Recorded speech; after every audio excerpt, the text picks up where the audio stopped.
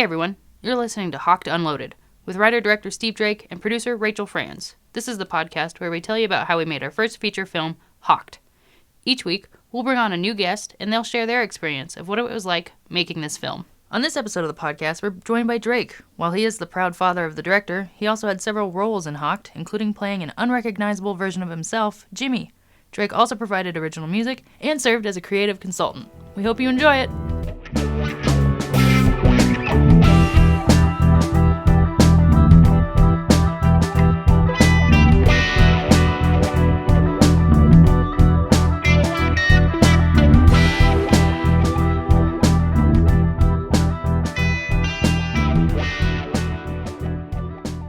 Welcome to the podcast, Drake. Let's talk Hocked. All right, once again.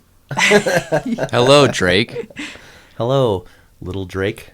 Hello. Oh, you guys Eric are going to make Mason this weird. Drake. Emo. If it wasn't weird, it wouldn't be Drake-ish. Yeah. Well, so I introduced him as Drake because I think on social media he doesn't put his full name out there. I know, you're weird. Yeah, that's... You scared of the government. I don't want the government finding me. Yeah, E.M. Drake or just Drake. Or I get called a lot of different names. You ever get called Mason? I used to. Really? People find out my middle name's Mason, so I get Mason for a while. Mace? No. That'd be cool. No Mace Windu. Can I start calling you Mace? You can call me whatever you want. I'm fine with that. Probably Dad, I think, is the most normal. What about Daddy? That's a little weird. Oh. You're a grown man, Steven. He's my daddy. Oh, I'm so sorry that he's your son. You called him Steven. Yeah. So. Yeah. That's worse than Daddy. His God-given birth name is Steven. Yeah. Stephen James, after his grandfather. That's right. I'm numero 2. I want to talk about a certain 82 tobacco burst Gibson Les Paul custom. Oh, all right. We're going to go there. That's where I want to start. Okay. Just because I think it has such good roots. It does. I purchased it unknowingly for this movie. It wasn't for you? Well, it's funny. It wasn't even for me. It was for Rich. We played in a band, Hung on the Rust, for a number of years, and he loves that guitar. And it's very ironic. I bought that guitar from the pawn shop. I believe your mom sold it to me. The very pawn shop we worked in. Yeah. It was either And her or filmed me. in. She gave you the deal. She gave me the deal for sure. It was sitting on the shelf for a little while. Yeah. And Did you're you like, put it on what layaway? is that? Well, I had to. It's worth $3,000 to $4,000 to the right buyer. I mean, That's right. it's a big chunk of change. And I got it for half that, so it was a bargain at twice the price. That's right. Yeah, I bought it years ago, and I literally played that guitar after I bought it for 1 hour when I sat and first played it and loved it. And then I never got to touch it again because every time we played, Rich played it. and very well, better than I could play it for sure. It's a beautiful guitar. It mostly stays in tune. And then when you came up with this idea for the movie, I think it was just kind of a natural prop. It's a perfect fit. Yeah. It came from unto the pawn shop. It came, and hopefully unto the dust it shall return. No, I don't know. What the fuck was that? That was some Genesis mixed in with some Gibson. Oh my god. Hopefully it'll never have to go back to a pawn shop, even for a short period of time. It's Well- found its home. Is there some kind of like mystique to that pawn or to the guitar? Just because you can see it, how worn down it is in certain spots, that somebody like loved that guitar, right? That guitar definitely played in thousands of gigs. Yeah. It is not. It is something that you can just tell from looking at it. The wear marks on the back of it. It just got played a lot. Yeah. The frets is well taken care of. The frets are in good shape, and that's why it holds a tune good, sounds good, has good harmonics to it. Nice. Did you play it at all for Cash is King? Rich played it. Rich did? Yep, Rich played it on there. I played some secondary minor guitar parts. I probably played the Gibson, I think, on that. But his guitar part is the majority on there, and then I just played the bass, which, ironically, the bass that I played on that song, I also picked up at the pawn shop. Oh, right. That's the bass with the fairy sticker on it. Yeah, and, oh gosh, now I'm going to forget my own line. I can't sell tablets with fairy stickers on them. I can't sell tablets with fairy stickers on them. Stick 'em. Stick 'em. For not having any beer for this podcast, you'd think I'm just a little bit slow. I don't know what's going on here. Maybe we should do some shots. Need to warm up. I do. We got some whiskey. We could do Yeah. some. Mix it in with our rock stars and some sort of kombucha or something. Get You a got heart going palpitation going. All I got is water, man. Yeah. Well, so what we're talking about, Cash is King, is a track that you made for the film. It plays during the when the goons are in the pawn shop. It's on the radio. I think it's really cool, and you had a big part in, a lot of the just to be able to make a track for the film. What was that like? Take me from the beginning. Well, I definitely worked on that a lot with Chelsea. She wrote most of the lyrics to it in the end, which is ironic because all the pre-lyrical ideas, Rich had a bunch. That, no offense out there, Rich, but your lyrics were nowhere near as good as your guitar playing, so they got scrapped. The lyrics Chelsea wrote were good. I tweaked them only a little bit, and then I always had the Cash is King concept to it. And then we just messed around with the sound of the lyrics and how it flowed through there, and just kind of came up with what we came up with in the end, which I thought worked out pretty good. And really happy listening to it in that scene, because the lyrics, we were writing that for the intro, which Max's intro is way better. That guy. God damn it. Damn it, Max. You're too Damn good. it, Max. Yeah, he's pretty stellar. Yeah, he's great. And so I was originally writing it to that, ran into some troubles just trying with the timing of it, and then you had suggested, hey, forget all that. Just make a song. Yeah. And then I've got a spot that it might work. So not knowing where you were going to plug that in, and then seeing where it got plugged in, I love it because the lyrics are kind of written in a manner that is that haggle. It's in the haggling scene between Curtis and Steve with the pearl grips. So I think it fit really well too, and it echoes the feel of the scene really well. Yeah. Was that inspired by anything that anyone would know? The Cash is King? Well, I guess hold on. Let me come back here. Okay. We did want to have a Clutch song, which is super dope and would fit the bill perfect for the movie. The second I heard it, it's a bonus track off of Psychic Warfare. I believe so, and it's so. the song that they play at every concert. It's every their concert, bootleg. that's where the excitement begins. Yes. That they're coming out, and they played the original for years before that, I believe. And then, oh, really? Yeah. And then, cool. And then finally did the They cover. did a cover. Yep. So it's what is it? We Need Some Money. We Need Some Money. And it's a dope song. Check it out. And it would fit the bill for this movie. It's almost like it was written for the movie. It's like, okay, awesome. And we tried so hard to get the rights to this song. It was really the only song that I had my heart just dead set on. And Rachel, you should go into like kind of some of that. So when you're trying to license music for a movie, you have to get the sync rights and the master rights. And so if you want to make a cover of that song, you only need the sync rights. And so that's from the publishing company that originally made that song. And the dude who originally made that particular song is dead. Oh yeah, way long gone. But I think like Universal owned those rights. And if we wanted to use the Clutch version, we also had to get permission from Clutch. Which we stood outside their tour bus at a... in the middle of winter. In the middle of winter. We were standing outside their tour bus waiting for them to come out. And I was even talking to people like... And I think Chelsea was grabbing people too and being like, hey, when are they coming out? And I grabbed a dude, and I think he was just the janitor. And he's like, yo, I don't know anything about them. Leave me alone. Oh, yeah, at first. But then I think you actually got a hold of the bus driver. Did I too? Well, Oh, and Chelsea I was pulled really over drunk. some sort of manager. Yeah. Oh, I was too. So it probably didn't help. I'm like, I make a little movie. I need the movie. I need the music. I kind of sound like a Bill Cosby. Did. Yeah, That was yeah. bad. Creepy. But When I get drunk, I turn into Bill Cosby. oh no, I'm Look gonna cut out. that out. So, but we eventually found all the right people to contact. But then we would have had to pay this fee.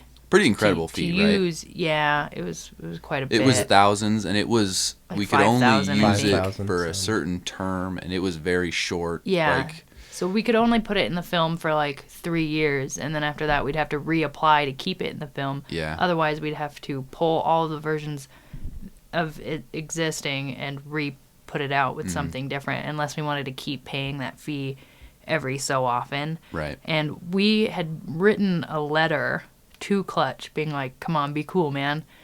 And it was all using Clutch lyrics. Yeah, we and thought I we think could be Drake sneaky. printed it. I had to have a copy of it. I have it printed. It's in my jam room. Yeah. And They were not impressed. I was. Apparently not. I had a little Thanks. tear in my eye. Very proud of both of you. Oh shoot! Thanks. So yeah, in short, the whole licensing a real track got too sticky for us to care, and too financial. Too expensive. Yeah, too expensive. So we turned to you to try to create something similar in a similar vein. And I don't know, like what. I how think does your that exact start? phrase was, "Dad, I need you to rip off a song." Oh yeah, No, you're just Sorry, the Neil. closest thing to Neil Fallon we know. Oh my God, that Yeah. is the highest compliment and honor I have ever you also received had in my life. the best beard that we knew. This is true. So Awesome. let's Well, talk about your beard for a minute. Oh, I okay. think that's a good segue. All right. Beard. You got a nice beard there, Dad. I do now again. Do you Yes. think it? I've never known you to not have that beard. How many people Well, I know was you? born without a beard. That is a fun fact. That's a fucking lie, man. I don't You came out believe with it. Brillo pads on your face. Pics or it didn't happen. But how many people have seen you without a beard that you, see every day? Well, let me back up just a hair Yeah. because I was born without a beard. My face is hideous. So so I think Steve looks I know. just like you. I stare at it in the mirror every morning. No. so sorry. What was your question? Oh. Well, so you have this beard. I do. And it is a part of your face. You have these glasses. And it's like, you have a look that is, I don't know if it's changed in a long time, right? I think there was a period where you were changing like every day. But for my Oh, yeah. lifetime, I've never seen you not looking like what you look like right now. So you have a nice polo on. So Other than when that. I was 30, my mom, who birthed me without a beard, Thanks, Denise. took me to the barber shop, Mm-hmm. and I had long black hair and a big nasty beard, and she took me in for a haircut, and I came out looking like a gay porn star, and so I shaved everything off and grew my beard back normal, and have worn a beard ever since up until recently. That's with why. this movie. Yeah, Interesting. yeah. So I remember you picked me up from school one time, and I was like in front of Hastings, and you were just driving by, and you rolled the window down. And you're like, "Hey, get in," and I was like, "Fuck off, pervert! I'm not getting in your car," because you weren't in the thing. I don't know what you were in, but it was not the thing, and I was like, "No way is that my dad." I believe I shaved again once when I was 33. Okay, so that might have been that time. That was, yep, Ugh. 33 perv face. Yep. And so then up until the movie, I had facial hair, Mhm. and then The plan was for you to play my dad, Jimmy. I know the toughest role Yeah. to play your dad. How could you play my dad? I don't know. I really had to do some research. You had to be a weenie version of yourself. You did. There is something to Like that, though. Jimmy's- Yeah, I had to the play character is a a weenie. version of myself. Sure. Dad had to play a version. Well, I don't even think Jimmy's really like you at all. So No, let's not he's even a go there. weenie, man. He's a weenie. He's a loser, and he's got a weird face. So, in the beginning, we were gonna have you play Jimmy. We were gonna have you, keep your beard and everything. But then, in the middle, Wait, what? we were gonna have you keep your beard. It You were gonna would've been keep your okay. beard as Oh. Jimmy. Absolutely, that Good was to the know. plan. Good I to wasn't. know. I had Okay. no thoughts of altering that. But I- then we needed some thugs for the final scene, and it was like, oh crap. Yeah, And nothing was shot in order. So. Nothing was shot in order. We needed some thugs for the final scene when Jay comes in, and I think we had like a dropout or something that was random, and it was last second, and I was like, hey man, I called you up. I was like, I need you for the thug like today, and boom, you were there. You showed up. You had the beard, the glasses. You looked very much like you, and you had like a beanie on, and you played the thug. I did. Well, so it might actually be my fault that you lost your beard because Oh, shit. we filmed that day, and I told Steve, I was like, he can't be Jimmy anymore, and Steve was like, I was like, dude, your dad is way too identifiable. Mm-hmm. It's gonna be way too obvious. He can't be Jimmy, and so then Steve had to go and tell you couldn't be Jimmy, but you guys found a way. And I felt really bad. I was just like, oh, Dad, you can't be Jimmy. Well, good. I thought this was just your fault. No, I have to Nothing's take. ever my fault. But now I'm going to blame Rachel. I'm the creative I'll take some of the filmmaker. blame. The shaving the face was not my idea. No. And it was your idea, right? I think Well- you implied you're like, I will do anything. Yes. No, for sure. For some reason, so I've been in many of your film concepts. And I think we counted it. Was it 6? I thought it was more like 9, but Actually, I think you're right. It is 9. 9, yeah. Because we fit the little 9 grid out. and I always try to do something a little different every time, whether it's, combining multiple, characters into one kind of theme that I stick with or whatever. But all of them are kind of, me and bearded. and they're bearded and this other thing.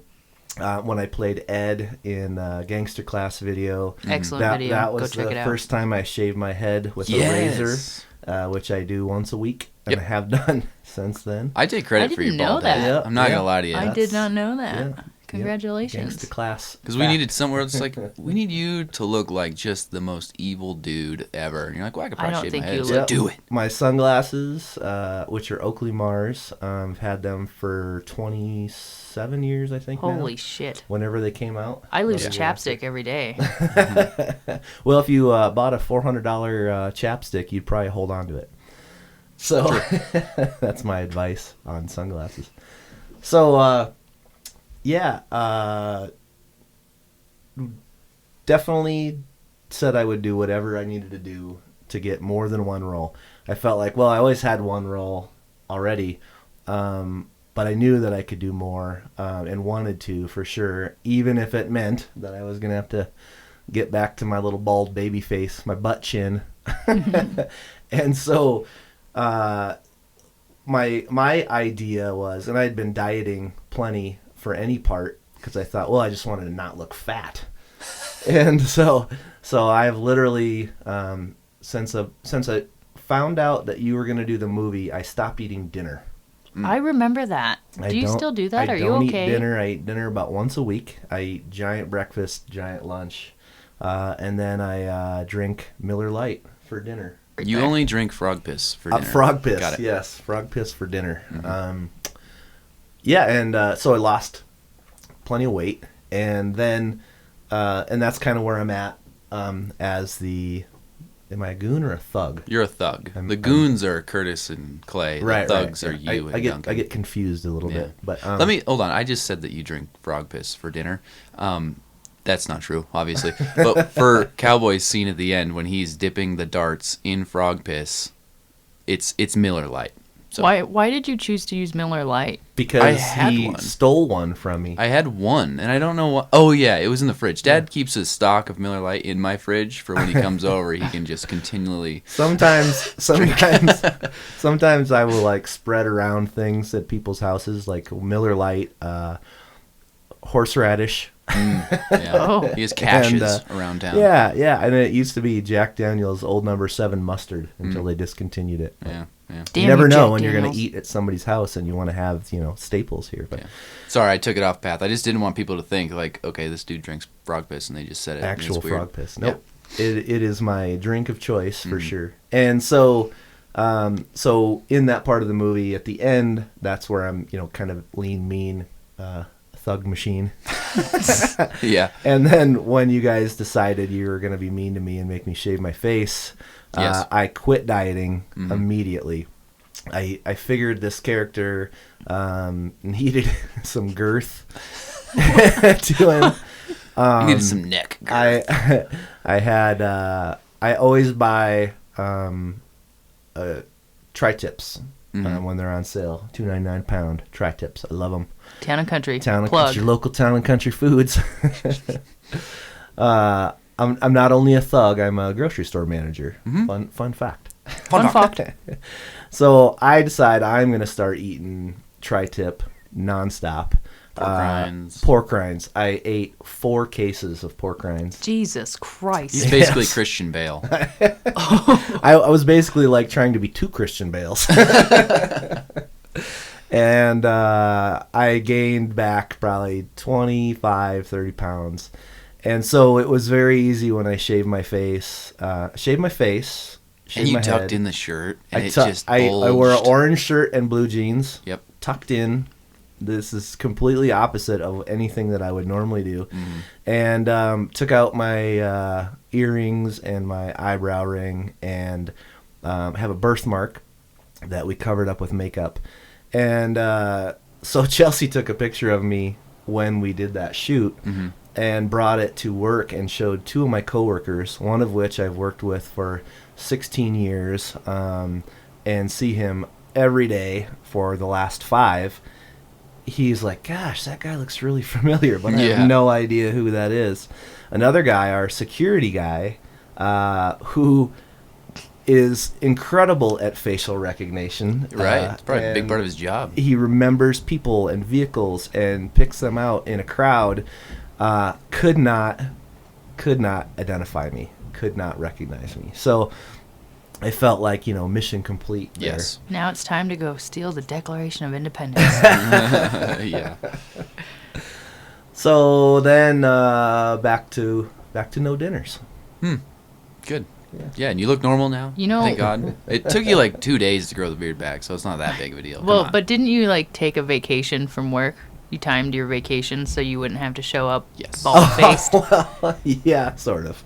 I knew that there was no way I could do all this, and then show your face at work. Show my face at work, and have to hear just nonstop comments about goodness. it. Oh yeah.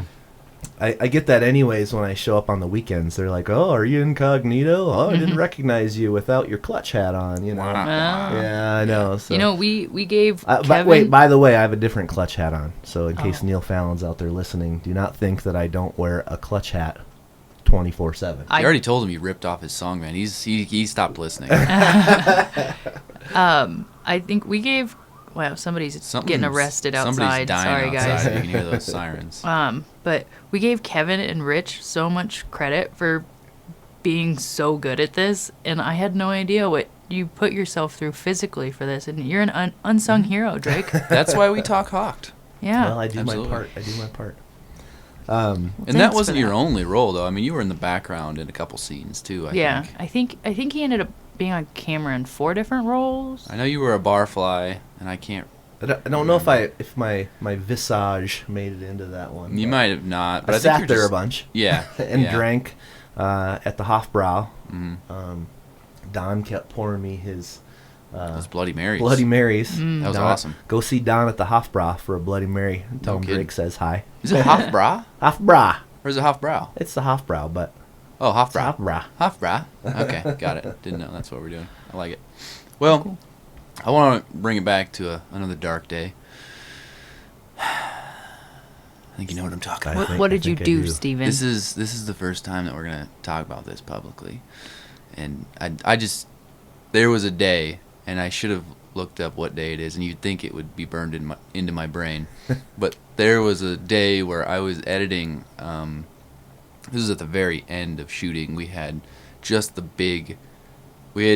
blood scenes left that we held on to the end, all of our squib stuff, and we had just shot the biggest scene of the movie where all the characters, everyone in it, everyone came down for the weekend. We only had a little time left in the pawn shop, and we had filmed the most crucial scene.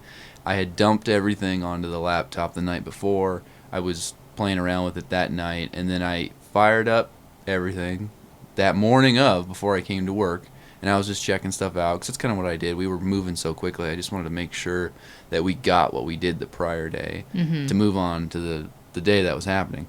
Yeah, we had to move all the footage off the memory cards onto a hard drive. That way we would have room to film all those next scenes. Yeah, we were just crushing footage. Yeah. It was intense. But so that was kind of what was going on, and it worked fine that morning. And then everything was ejected nicely and properly and treated kindly. I would talk Lovingly. to it. I'd say nice things to the hard drives on the way to work every morning. I love you. You had a case for it. I need you so much, and I appreciate you, little hard drive.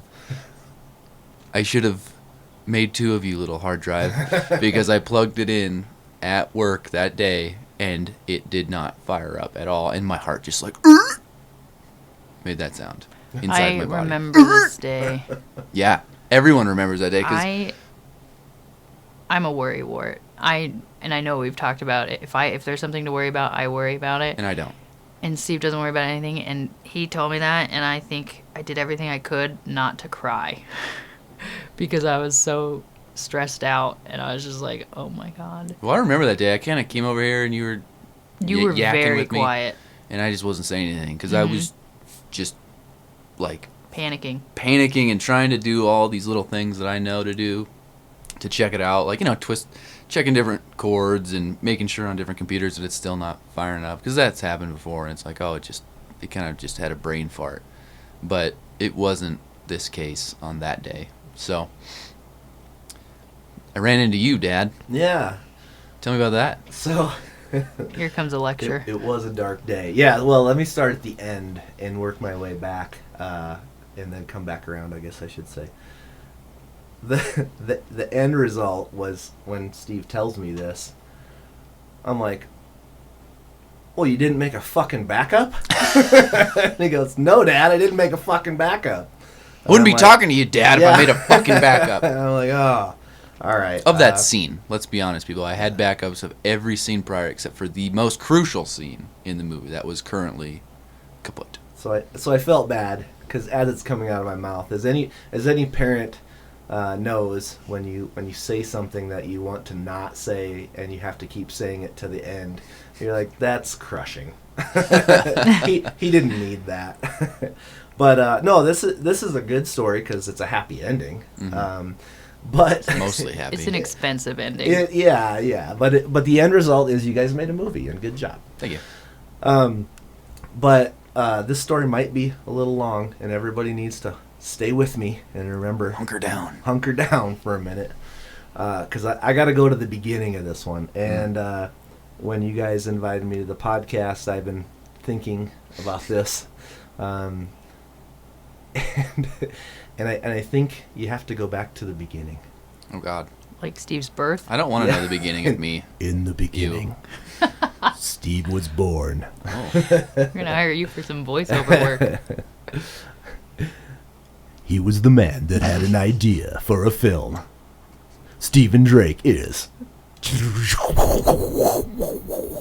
Stephen Drake is. Stephen Drake is Stephen Dirk. In a film by Stephen Drake. It's Dirks. Dirks. All right, so back to the beginning. Not that beginning. I don't know what that was.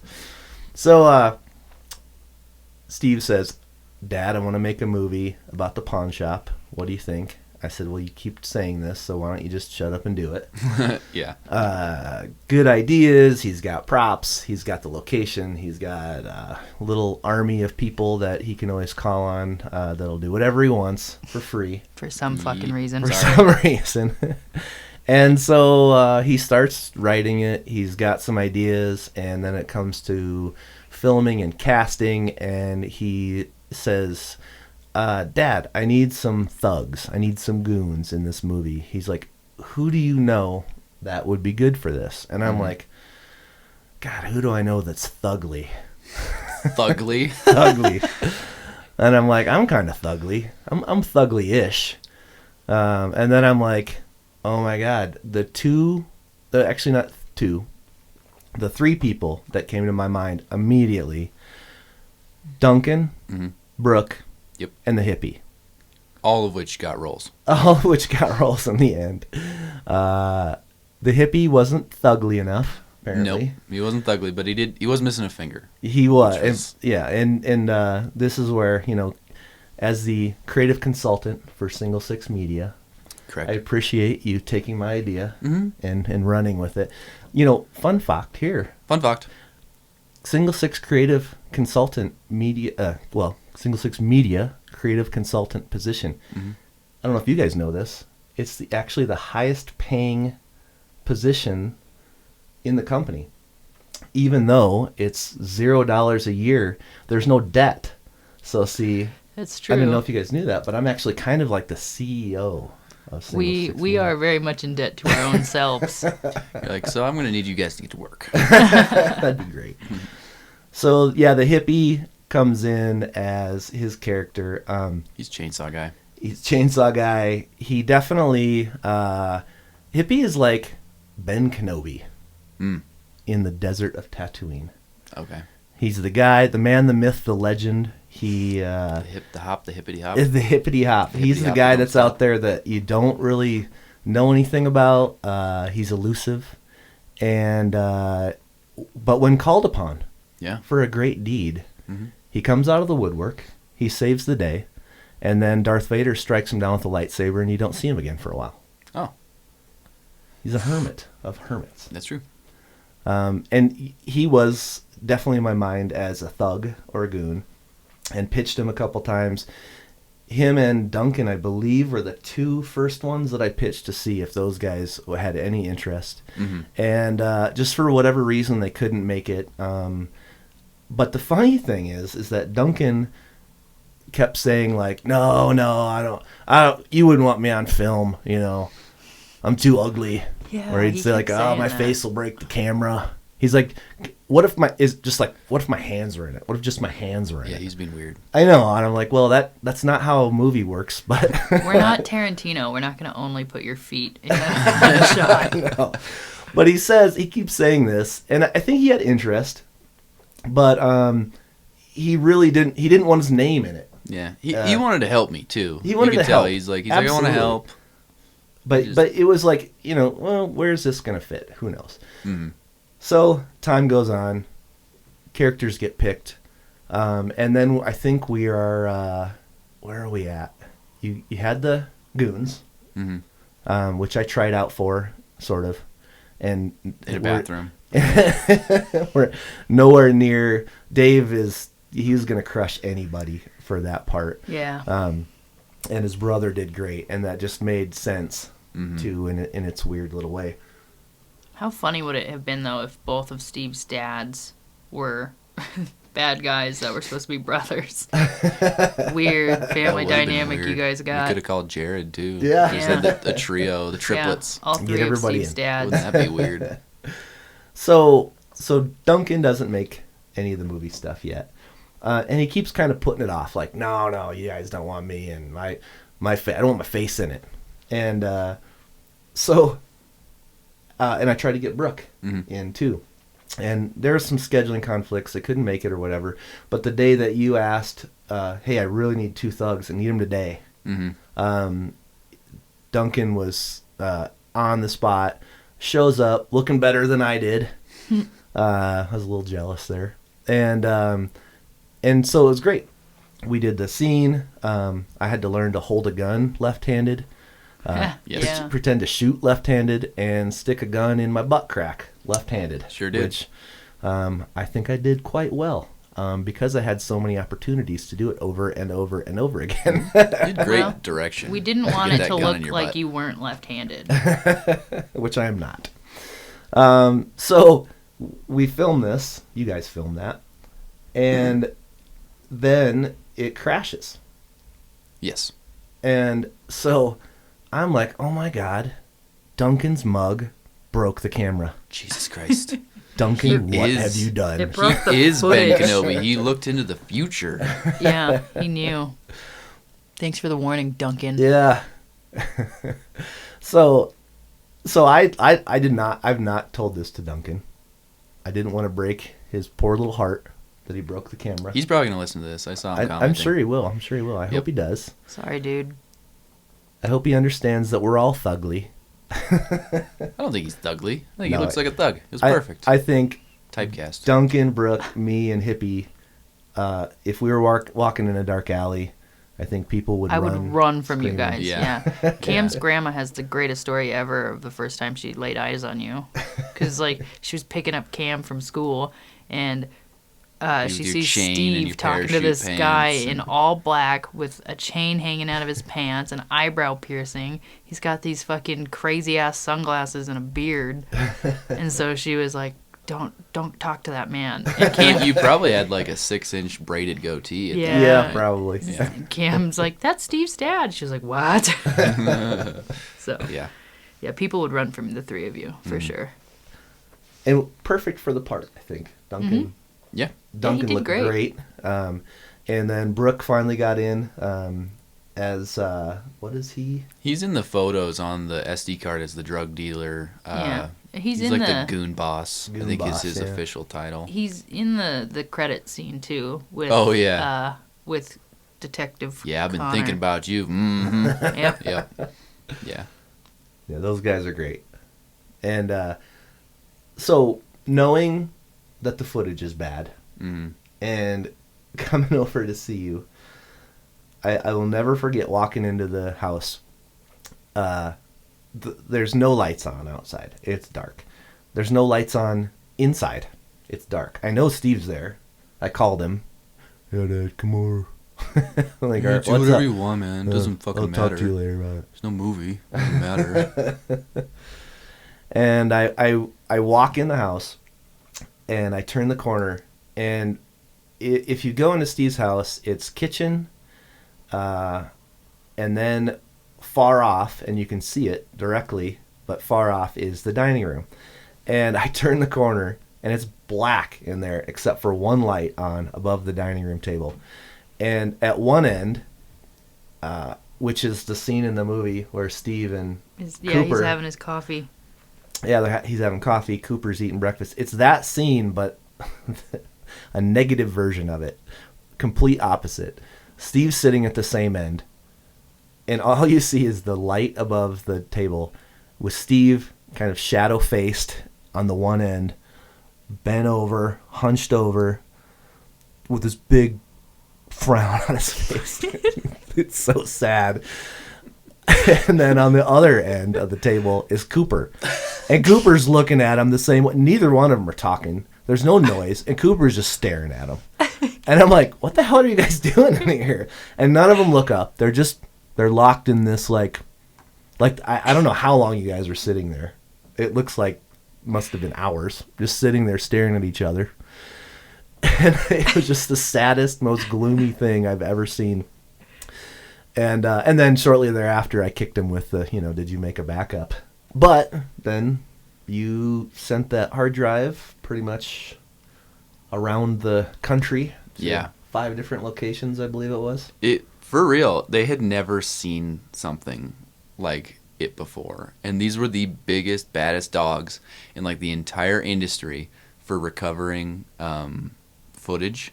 And they were like, we got to send it to our special dude because we've never seen something fail like this. Because it wasn't physical, it was something else, and I'm not techie enough to know, but It they were like happened. they're like It was Duncan's face. it's got some demons inside it, and we gotta exorcise it somehow. And it got sent off, and for like 48 days or something crazy like that, I had no idea if it was going to get fixed. I'd only heard from the first people. They're like, no, we can't fix it, and then they sent it away to the next guy. They're like, we've never seen this before. We'll send it to our guy, and he was like the guy. But long story short, we did eventually recover, I'd say 97% of the footage that was on there, with the other percentage being completely jumbled or corrupted completely, which I did fix. But Yeah, Steve had to go through frame by frame and reorder all of this footage because all the frames got mixed up. So he had to it was like watching him crack the fucking Da Vinci Code sitting at his desk at work, and he's just sitting there writing numbers down frantically and just like going back and forth, and If you watch the footage, it looked like somebody was like literally like taking a record player and scratching it. It looks like Yeah. they're doing that with video. Like it'd go forward and then it'd go backward a little bit, but it was jerky and it was Bad. But it followed a pattern, which I noticed. And it's like, okay, if I can figure out the pattern and I can cut out the bad stuff, the corrupted stuff, and then in the little windows where it wasn't corrupted and I could figure out the pattern, I could fix it. At least for the little windows in between. Frame by frame. Frame by frame. Oh, yeah, I cut it out. I cut them. How many Frame by frames frame. per second to the listeners?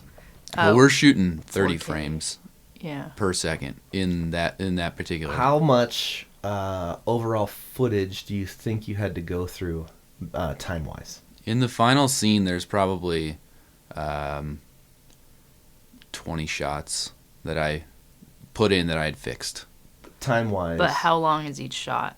Oh, To give an idea of how many frames you had to go through. there might be a minute, I'd say. So a minute. Yeah. The 30 That's what ended up. I fixed more than a minute's worth of footage. Right. So it's wild. Yeah. Yeah.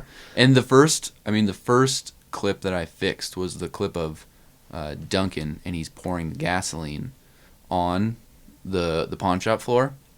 And I picked that one because once I cut all the frames, individual frames, you could see, the water.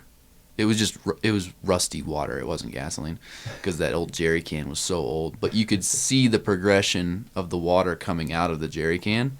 And so I cut it and I re-put it. I put all the frames in their place so I could actually play it and see the water coming out fluidly. That took me like 4 hours just to do. I swear, it's like, I don't even know, half a second. Because it took me that long to reorder it. And then I had to analyze it. I labeled every single frame. And I labeled them 1, 2, 3, 4, 5, 6, yada, yada, yada.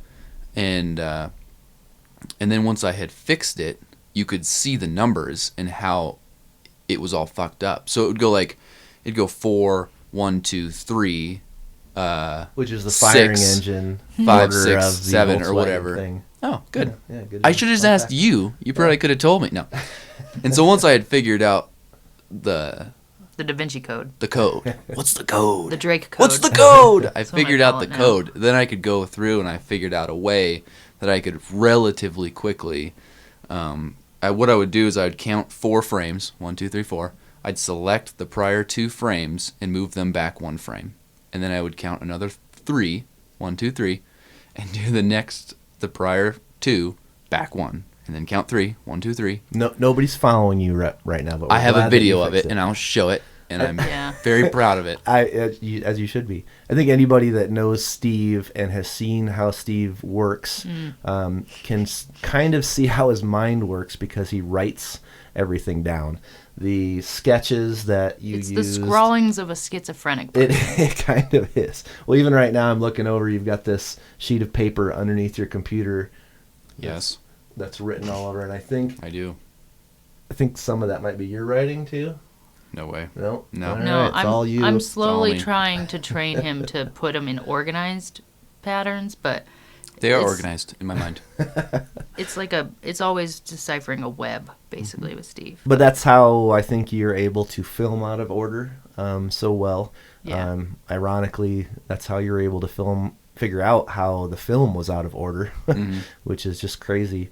But, amazing that you're able to do that. And, yeah, if you look at Steve's drawings, I think you put several of them online showing people kind of like storyboarding or your thought processes or even like your diagrams for how you want music to go. And I don't know I assume you gave a bunch of those to Max too, for him to decipher what you're Yeah. talking about. I throw a lot of info at people. I know. And I just It- hope that they can find their way through Yeah, my it's- mental forest. Absolutely, the mental forest. It's a visual version of your mind. Even though you'd look at it and be like, I have no idea what that means. You can kind of, it's like explaining music in terms when they say like, that sounds tinny or, Yeah. when you hear those phrases, it's an abstract thing that you're trying to put into concrete terms. It's interesting. And, You created this monster all the way I'll take a little credit. back in like how old were you when you guys did the news? He was 8 years old when we did the news, which Yeah. is the first video project. Why I don't want you, to talk about the news. Yeah, and say, a why don't you lot. tell us about that? Okay. All right. Why did you make me do the news, Dad? Well, I had some equipment, Mm-hmm. and we had a weekend where I didn't really have anything planned. I don't think I had any money. Mm-hmm. And I thought, well, let's go do something fun. It's nice out. Mm-hmm. And I had this idea that we would... I can't film necessarily out of sequence, but I can definitely come up with a bunch of random stuff that starts to build and become something Mm-hmm. in the end, and that's kind of what the news was. We literally biked. We were on bikes. We went up to the hospital. We filmed the first scene there. I think I brought paper and wrote some lines down on it that you read, or we made stuff up for each scene. And the concept is that Steve is you're 8. Mm-hmm. You had a microphone. I'm an 8-year-old news anchor. 8-year-old news anchor. I think we brought several shirts. Yeah, because I play like 6 different news people. People in... I mean, you play all the reporters. news people. I'm multiple reporters, and I'm an anchor. Steve is reporting the news through Bozeman Yes. and doing the common, cliche thing that news anchors do. Over to you, Steve. Thanks, Steve. In a related story. Yeah. So we're doing these cheesy little swipes to the next scene, but we started at the hospital, then we went on Rouse and Main on the side of the brick building. Mm-hmm. That's where I do the word of the day. Yep. And what is the word of the day? It's dankalicious. Can you use that in a sentence? Young man, this pimp ride is dankalicious. I don't know what he said, but that's the word on the street. Oh yeah, word of the street, not word of the day. It was a Yeah. long time ago. You were 8. Why, it's still in there. So then we went to McDonald's. Mm-hmm. I had my heart attack. He had a heart attack, As on live TV. Quote, which I'm not sure how we did that, but did we? Because did we drive? We must have biked up to the hospital after you had the heart attack. The hospital was definitely the last Huh. shot of the day because I was very bummed. It was such a long hill and I was tired, and then I forgot And my ate. lines. Oh yeah, We started on 19th and Main, and then we went to McDonald's. We went the other way, and then Okay. we went to Rouse. I think is how that Yeah, happened. I think you're right. Yeah, and so the blooper reel for that. I was just telling Rachel before this. I upgraded my laptop. My MacBook Pro has a terabyte drive in it now, which I am starting to download and scrub through all of the footage that I have from. I mean, I have stuff from decades ago. Found a bunch of my old stuff too, A lot of year-old stuff. which is, I'm excited to go through. It's weird. Yeah, it is weird, but it's fun, and everybody can expect to see some stuff pop up from that.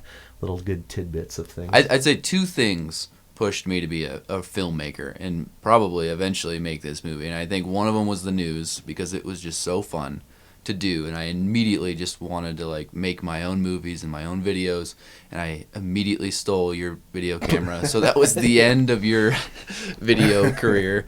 And I'd say the other thing is you making me watch these strange ass 80s movies that no one had ever heard of. We had this list on the fridge in the trailer that was like shit you need to watch, and it was just your sketches and like whatnot. And there was such strange stuff like Twice Upon a Time Yep. is a Jim Henson animation, and it is an incredible movie. Synonymous Botch is one of my favorite characters of all times. Igor is a walking television that I'm actually working on a project right now with Willa. Mhm. We're going to make a My sister, similar yeah. thing that I'm going to play some of these videos on. You're just breeding filmmakers. She's a little artist. But like space pirates?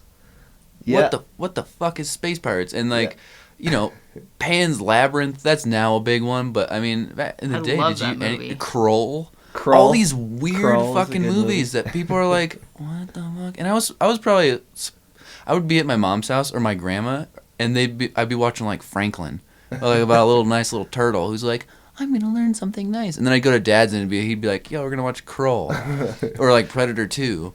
Tonight we're gonna watch Time Bandits. Time Bandits. That might be what I'm thinking, not space pirates. I can't remember if it's Space Pirates or Ice Pirates.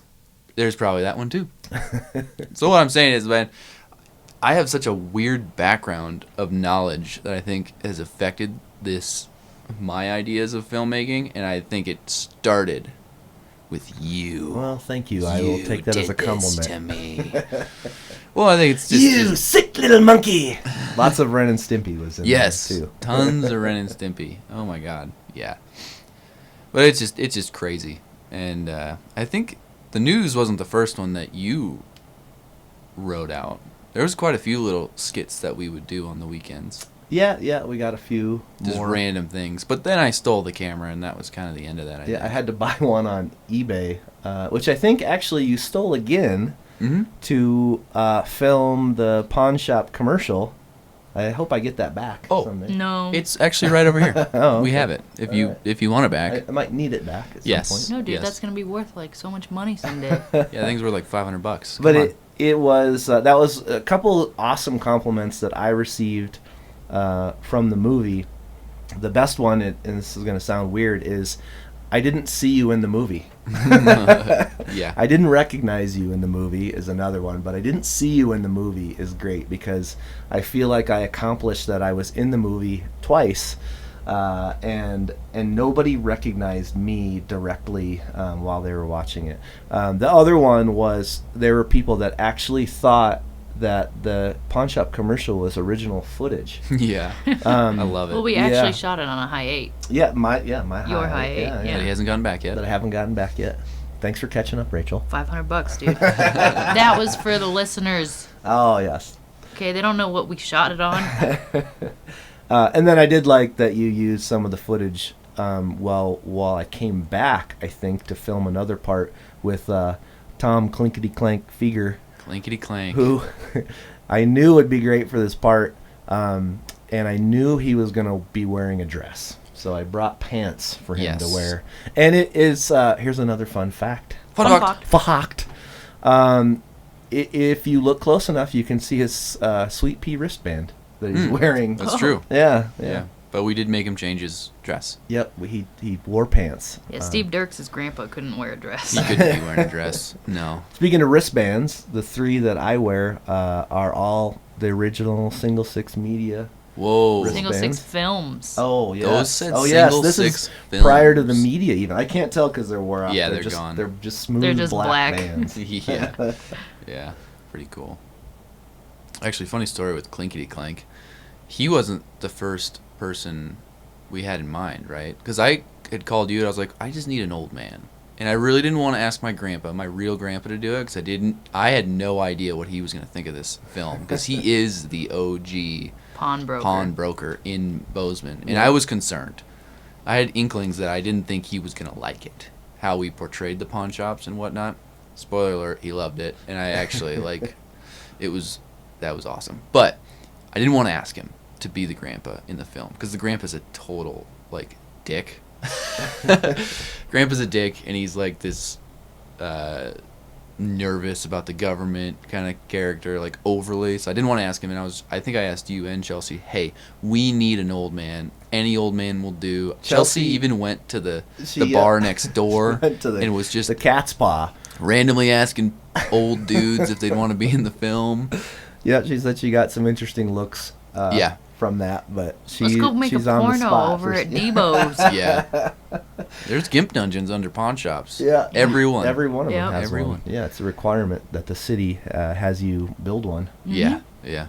So Clinkety Clank came in clutch, for sure, because we didn't know if he was going to show up or who was going to be my grandpa. You never know if he's going to show up or when he's going to show up. He is my inside man every year for Sweet Pea. I do not buy a wristband. No offense, Sweet Pea, but they're too expensive. All I want is a tater pig. Yeah. And Clinkety Clank gets me tater pigs every year. He's my tater pig runner. Yeah. It's a good man. What a guy. He just showed up, and he was just immediately so happy to be there, and he brought his own side to the character. He's like, I think he'd kind of be Southern. What the hell is this? Who brought this in? thing? Oh, that's lovely. That's That's my favorite nice. part of the blooper reel. There's a really good blooper where he's just ripping into every single little thing. He takes a lap around the pawn shop. Everything's terrible. The glass is dirty. It should be locked up. This is broken. What the hell is this thing? Fingerprints. And then, right out in the middle of nowhere, he's just like, oh, well, that's nice. And then everyone broke on set. Everyone was just laughing. We were all quiet until that moment. That was too hard. Yeah, to and then not he laugh. even broke. That was a good fun shooting day. So Yeah. And shout out Max Brown again for that just Oh, it was so good. ridiculous commercial music that he sent my way. He sent me like 3 different versions, and one of them, the very last one he sent me, was the one we used. And he's like, I was kind of thinking of like a mall that's going out of business but doesn't quite know it's going out of business. Yeah. From, the 80s. He nailed and I was like, it. dude, you got it. That's what we're going to do. And Yeah. it came together, and I was so stoked. Threw with on some everything bad 90s graphics. about that commercial. Max is great, and I'm glad I got to meet him and hang out with him for a minute and talk to him and even just be able to compliment him and tell him what I thought, because Rachel did such a horrible job of pitching this guy. Fuck you guys. Fuck you, Max. I was your biggest fucking Oh, fighter. no. She was. Yeah, we but- wouldn't have used Max if it weren't for you. Yes, she was, but you just did a terrible job of pitching it. Dude, I didn't tell you anything about it. I kept well, telling Steve. no, so originally I was like all over it, and I wanted to do everything I could and do the score and everything, and I'm so busy that I started to realize at one point that, like, God, this is going to be hard enough just for me to even do the song for it. And I'll never forget, Rachel and I were talking on the phone. I think I was plowing at work. I was in the plow truck. Oh, okay. You called me. I stopped for a second, and I said, we were talking about some of the stuff, and you're like, yeah, I got this guy that wants to do some of the score with you. And you're like, I don't know, much of his background other than I was in band with him. I was in band with him. And he can do band type stuff, in orchestra kind of things. Well, I meant that I'm he paraphrasing. can play like every instrument is what She I was didn't trying to say. let us know that he was a musical genius. He is a musical genius, Rachel. That's how you should have just pitched him. This guy is a musical genius. And then I'd have been like, oh, okay, cool. I was like thinking, okay, this guy is going to want to play some Philip Sousa or something in the background. Not the case. Good job, Max. Yeah. Everything that he did in there was awesome. So, and good job, Rachel, for bringing him to the plate. Good job, Steve. It got to good the job, point Steve, where for whatever. I had just kept telling Steve, like, hey, you just gotta give my buddy Max a chance. You gotta give it a chance. And so eventually I think I told Max, I'm like, hey, Just these are send the some stuff. themes. They're not giving you any Just send chances some here. stuff to Steve. And I was like, and, we'll see what he says. And then, like, a couple of days later, Steve was like, so Max. Well, he sent like 5 different things. And Yeah. I was like, no, maybe. Yeah. I Well, was like, Steven, okay, he's maybe. hard to please, especially on the first time around. Oh, yeah. So Yeah, you have to seduce me, Max. Thank you. I think Max Well done. seduced you He quite well. seduced me. Yeah. He treated me tender. Oh, God. So expect to hear more from Max, I would assume, is the theme. Yeah, He if actually he- has a new EP out. You guys should go check it out. Oh, nice. What's it called? Open Your Eyes. Boom. Got you back, Max. By Max Brown. This is new EP. Go check it out. Check it out. He's super good, and I hope he does more scores in the future, because pretty cool stuff. I hope he makes more money off of his EP than Steve paid him. Yeah, sorry, Max. We'll get you. We're gonna work you into the budget on the next one, though. Yeah, 'cause I bought him a cat's paw breakfast. I'm also That gonna was work okay. myself into That the was a good budget breakfast. as well as everyone in the room. So Yeah. don't worry about that. I really think the only other question I have, unless you have anything else to say, leave them on a note. What? Leave them on a good note here. Leave the listeners on a good note? The listener. Well, I'll try and Just think one. of a good note. We just have one. But you Yeah. have a question, so Oh, okay. why don't we go there? Yeah, okay, and see okay, what okay. happens. I can just talk and talk. I know and you talk can. And talk. It's fine. If people will listen. Yeah. Otherwise, I don't. There's talk. one person out there listening. Yeah. So, It'll be me in the future. yeah. Who wins? Booger, Bobcat. Oh, jeez. Everybody that made this movie is really a winner. Oh my God. I know. But let's say, In reality, yes. so you posted that in the Single Six Media Focus group. focus Mhm. group.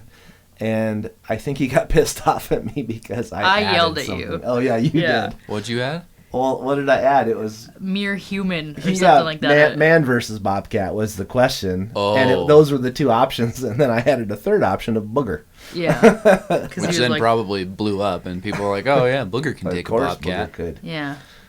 Drake felt it was unfair that Booger wasn't a normal named human. as a man. Yeah, I don't know. I struggle with this one. It is an age-old question. It is. But I don't know. I mean, is it a hungry bobcat?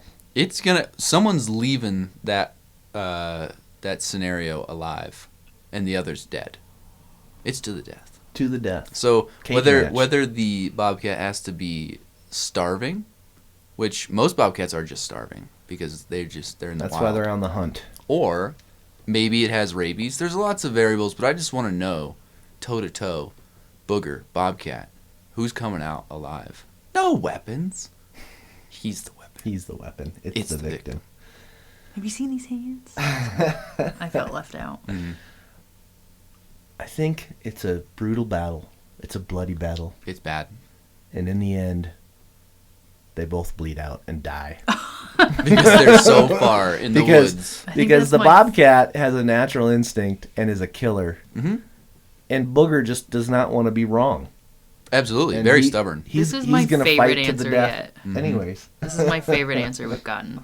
I can appreciate brings a that. very good These are my favorite scenes when everybody dies. That's why I like Rogue One. It is a movie. Empire Strikes Back is my favorite movie of all times because Luke loses a hand. They didn't win. You know, everything's like, what? And then Rogue One, everybody dies. Oh, spoiler alert in Rogue One. If you haven't watched it, everybody dies. I'll move it around or bleep it out. It's I was old. Come on. It's When not was Rogue old One enough. out? I don't care. Too It's soon. not, Too it's soon. not old Sorry. enough. I think it has to be like 10 years That's older nonsense. for That's the spoiler nonsense. alert rule to go out. Spoiler alert, Jar Jar Binks dies in Rogue One. Oh my god. I shouldn't have told him that. And in case you didn't notice, Steve watched a lot of Star Wars when he was younger. I did. Mm. And I'm sure I made you watch Army of Darkness. Yes. With Bruce Campbell. Oh, absolutely. who was There's a my lot of favorite that. actor. There's a lot of that bleeding through to Hocked. Because in the beginning, we were like, you know what? We were just trying to decide how real we could wanted make it something and get away with. Or if we needed to push the campiness to 11. Or if we could really pull off something serious.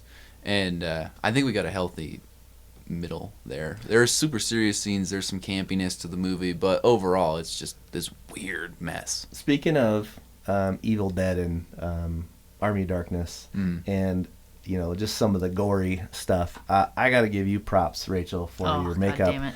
No, I mean, big time.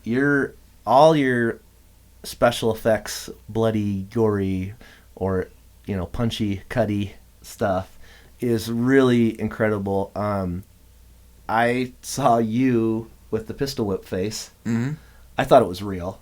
Oh, Looks thank good. you. Looks swollen somehow, too. Yes. I'm more proud of that one. That was towards the end of me figuring shit out.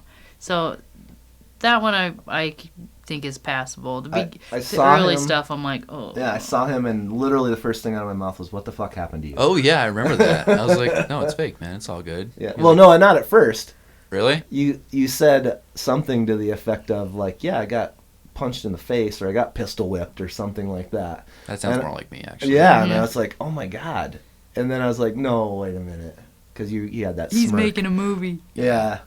And then Rich sent a picture to everybody after one of the scenes, and it's just a selfie of him in the van. And he's like, man, oh, you wouldn't believe what happened. And he's got this serious face on. And I'm like, dude, do I need to come get your back? What happened? Yeah. Well, thank you. Yeah. I know lots of different things that I'm going to do in the future. This was definitely a fun learning experience, though. Well, with a incredibly low budget, you guys have done a lot of things that I'm pretty impressed with. So, good job. Kudos. Whoop, whoop.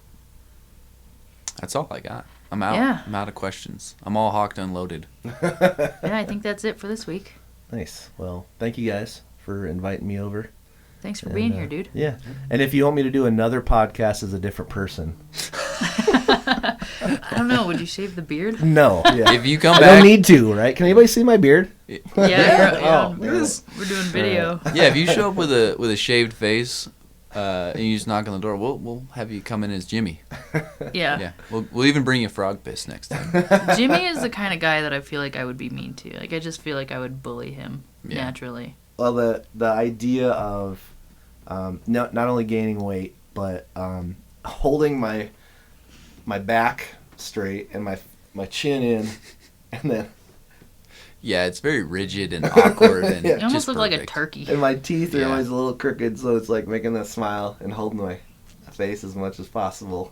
Yeah, it's perfect. Everything about it. We knew enough about commercials to make just the worst commercial ever. Oh, yeah. And that was fun. Yeah, That was fun to it was a do, good just time. to break all the rules that you know. I So. think the picture that Beer Can Rob sent you, it's I don't know what the movie's from, or is it a commercial or something? But it's little hands. It's like 3 or 4 little hands, and they've got red suits on, but it's really actually thumbs. It's like 2 thumbs for legs and 2 thumbs for arms and a thumb for a head. Andrew sent me a picture and was like, I saw this other movie with your dad in it. And it was Thumb People.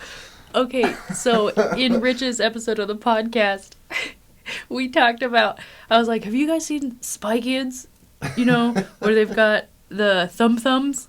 And it literally is just a thumb for every appendage. And if you watch the video version of Rich's podcast, I threw a still of what I've done of I a think it's a thumb similar up. photo. That's And then Jimmy. We But also compared you to Darth Vader without his mask on.